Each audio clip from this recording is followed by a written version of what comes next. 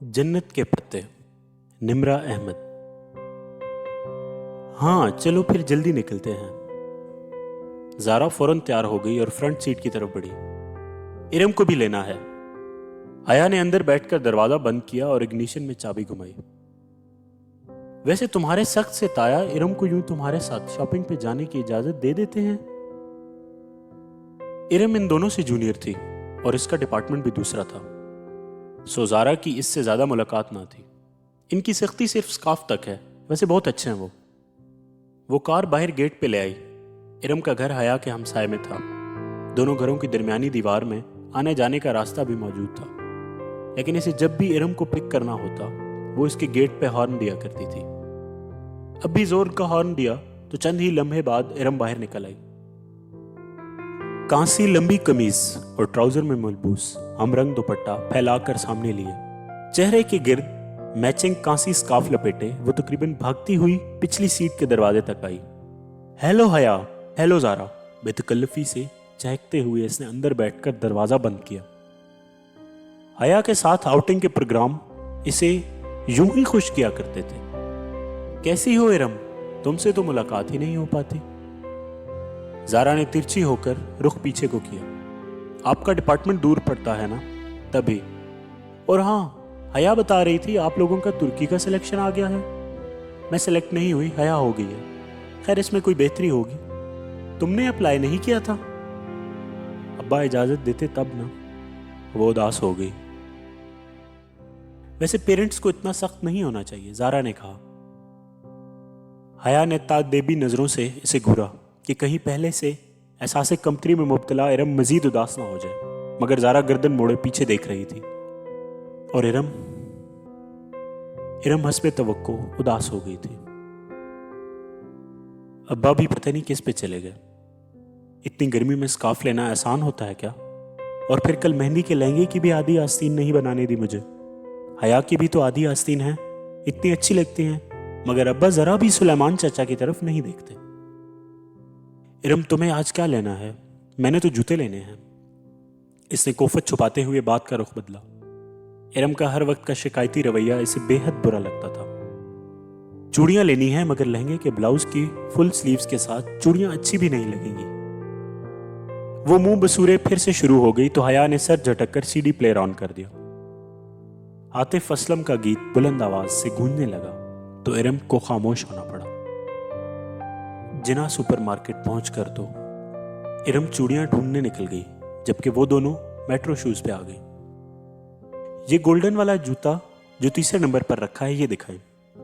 बहुत देर बाद एक ऊंची हील इसकी नजर में जची थी। ये वाला मैम। सेल्समैन ने पूरा जोड़ा निकालकर इसके सामने रखा। वो जमीन पे पंजों के बल बैठा था, जबकि हया और ज़ारा सामने काउच पे बैठी थी। पहना दूं मैम? बहुत मुअद्दब और शाइस्ता अंदाज में पूछते हुए सेल्समैन ने हाथों में पकड़ा जूता इसके पांव के करीब किया, जो खूबसूरत हील्स में मुकीद थे। मेरे हाथ नहीं टूटे हुए, मैं खुद पहन सकती हूँ। जी शोर, ये लीजिए। सेल्समैन ने मुस्कुराकर जूता इसकी तरफ बढ़ाया। इसने इसे यूं पकड़ रखा था कि इसे थामते हुए हया की उंगलियां लाजमन इसके हाथ से मस होती। सामने रख दो, मैं उठा लूंगी। इसके रूखे लहजे पे सेल्समैन ने जेरे लब कुछ गुनगुनाते हुए जूता सामने रख दिया।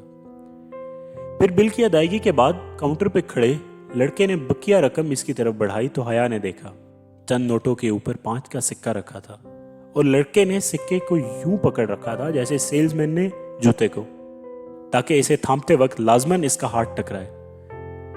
शुक्रिया। हया ने नोट किनारे से पकड़कर खींचे। सिक्का लड़के के हाथ में रह गया। मैम आपका सिक्का।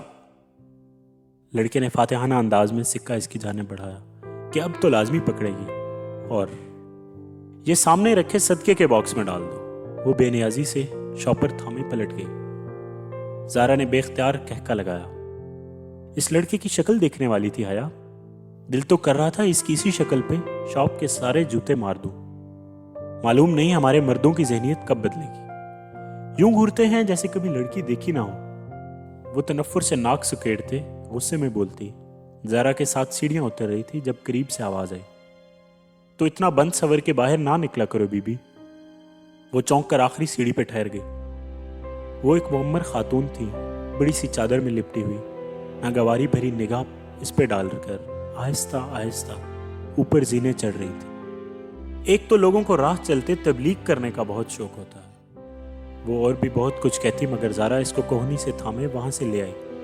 تبھی ارم سامنے سے آتی دکھائی دی۔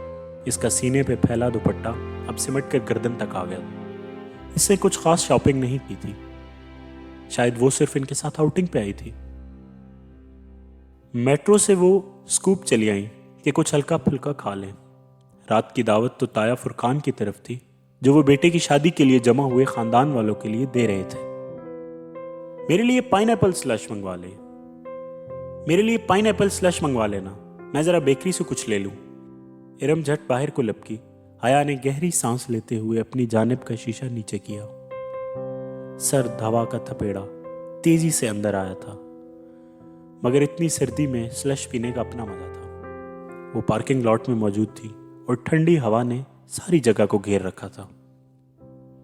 مغرب گہری ہو چکی تھی اور ہر طرف اندھیرا سا تھا۔ ارم خاصی کمپلیکس لگتی ہے، نہیں؟ ارم دور ہو گئی تو زارا اس کی طرف گھومی، اور تم اس کی انہی کمپلیکسز کو ہوا دے رہی تھی۔ وہ الٹا اس پہ خفا ہوئی۔ تایا فرقان صرف سکارف کی سختی کرتے ہیں، وہ بس اسی بات پہ خود ترسی کا شکار ہے، اور تم بھی اس کا ساتھ دے رہی تھی۔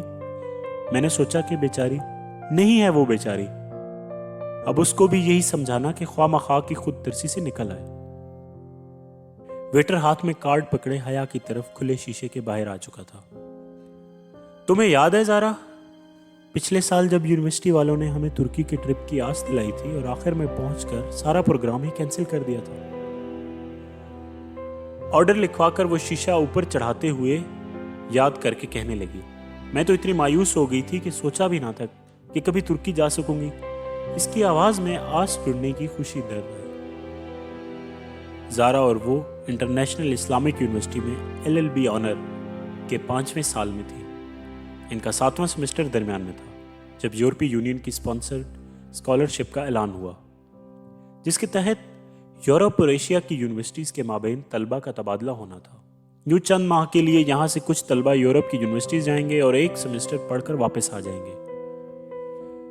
جب یورپین یونیورسٹیز میں درخواست دینے کی باری آئی تو اسے ترکی کی اسبانیہ یونیورسٹی کا فارم سب سے آسان لگا، مگر پھر ایک اسپانوی یونیورسٹی میں بھی ساتھ ہی اپلائی کر دیا، اور اب بالآخر اسبانیہ یونیورسٹی نے اسے منتخب کر لیا تھا۔ ادھر 7واں سیمسٹر پورا کر کے اسے فروری میں 5 ماہ کے لیے ترکی جانا تھا، اور ابھی دسمبر چل رہا تھا، جہاں اس کے اپنے مضامین تو نہ تھے کہ ترکی کا قانون پاکستان کے قانون سے مختلف تھا، سو 5 ماہ کے لیے وہ اپنی مرضی سے کوئی بھی مضمون پڑھ سکتی تھی۔ پھر واپس پاکستان آ کر اسے LLB کا 8واں سیمسٹر شروع کرنا تھا۔ کتنا مزہ آئے حیا، اگر کوئی رومانٹک سا ہینڈسم سا ہم سفر تمہیں مل جائے تو تمہارا سفر کتنا خوبصورت ہو جائے گا۔ ہم سفر کوئی ملنے والا نہیں، کیونکہ پاکستان سے سوانجی صرف ہم 2 لڑکیاں ہی جا رہی ہیں، اور پھر ہم ٹھہرے آل وومن یونیورسٹی میں پڑھنے والے۔ وہ ختیجہ رانا جو تمہارے ساتھ جا رہی ہے، اس سے کوئی بات ہوئی؟ ویٹر نے شیشہ بجایا تو حیا چونکی، پھر شیشہ نیچے کرنے لگی۔ نہیں، ختیجہ رانا کو تو میں جانتی بھی نہیں ہوں، معلوم نہیں کون ہے۔ اس نے سلش کے گلاس پکڑے، زارا نے اسے تھمایا اور ارم کا ڈیش بورڈ پہ رکھا، پھر اپنا گلاس لبوں سے لگایا۔ ٹھنڈا سا سلش اندر تک اترتا گیا۔ بے دھیانی میں وہ شیشہ بند کرنا کب بھولی اسے علم نہ ہو سکا۔ دفتن زارا کا موبائل بجا۔ زارا نے سپ لیتے ہوئے موبائل کان سے لگایا۔ ہیلو اماں جی، کیا؟ آواز خراب ہے، 1 منٹ۔ زارا کے فون پہ غالباً سگنل ٹھیک نہیں آ رہے تھے۔ وہ سلش کا گلاس ہاتھ میں پکڑے دروازہ کھول کر باہر چلی گئی۔ حیا اپنے گلاس سے چھوٹے چھوٹے سپ لیتے زارا کو ونڈ سکرین کے پار سے دکھتی رہی۔ اب وہ دور ایک درخت کے ساتھ کھڑی فون پہ بات کر رہی تھی۔ ہیلو مائی لیڈی، کوئی ایک دم سے اس کے بہت قریب آ کر بولا۔ وہ ڈر کر اچھلی، ذرا سا جوس کپڑوں پہ چھلک گیا۔ کھلی کھڑکی پہ ایک عورت مسکراتے ہوئی جھکی ہوئی تھی، میک اپ سے اٹا چہرہ، چمکتا ہوا آئی شیڈو، بھڑکتی ہوئی سرخی، بالوں کا جوڑا، چمچم کرتے کپڑے۔ وہ عورت نہیں تھی مگر وہ مرد بھی نہیں تھا۔ کیسے ہو جی؟ वो इसकी खिड़की पे पूरा झुका खड़ा था। ग्लास इसके हाथ में कांपा। बेख्तियार इसने शीशा ऊपर चढ़ाना चाहा, मगर इसके हाथ दरमियान में थे। डरो नहीं बाजी, मैं आपकी दोस्त हूं, डॉली कहते हैं मुझे। हटो हटो जाओ। वो घबरा गई। ख्वाजा सरा के वजूद से सस्ते परफ्यूम की तेज खुशबू उठ रही थी। इसे कराहियत सी हुई। जरा बात तो सुनो। इसने अपना चेहरा मजीद झुकाया और इससे पहले कि वो आगे बढ़ता, हया ने स्लश का भरा हुआ ग्लास इसके मुंह पे उलट दिया। ठंडी ठार बर्फ चेहरे पे पड़ी तो वो झटके से पीछे हटा। इसने फुर्ती से शीशा ऊपर चढ़ा लिया। सुनो जी। वो मुस्कुराकर चेहरा साफ करता शीशा बजाने लगा। बंद शीशे के बायस इसकी आवाज हल्की हो गई थी और अब वो कोई गीत गुनगुनाने लगा था। कपकपाते हाथों से इसने इग्निशन में चाबी घुमाई और गाड़ी वहां से निकाल ली। बेकरी के दाखिली दरवाजे के सामने कार लाकर इसने पलट कर देखा।